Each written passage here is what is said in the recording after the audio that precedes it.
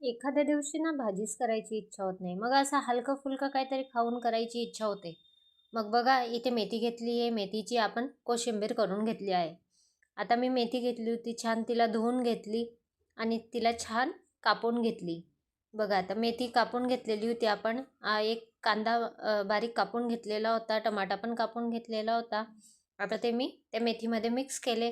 आता त्यात आपण मीठ, चटणी आणि चवीनुसार मीठ घालू आपण त्यात आणि त्यात आपण थोडं तेल घालणार आणि छान असं मिक्स करून घ्यायचं त्याला आणि घ्यायचं पोळीसोबत आणि खायचं मस्त. बघा इतकं टेस्टी लागतं ना, तुम्हाला काय सांगू. भाजी करायची सुद्धा तुम्हाला इच्छा नसेल तर भाजी भाजी होऊन सुद्धा एकदम टेस्टी लागतं हे.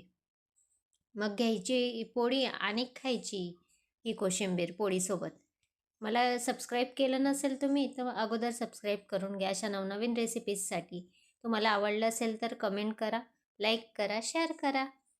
बघा आता मी असंच करते. मला जर कंटाळा आला ना भाजीचा तर मी असंच करते. मस्त छान कापून घेते आणि छान अशी कोशिंबीर करून घेते. बघा किती छान दिसतंय. तुम्हीही नक्की ट्राय करा.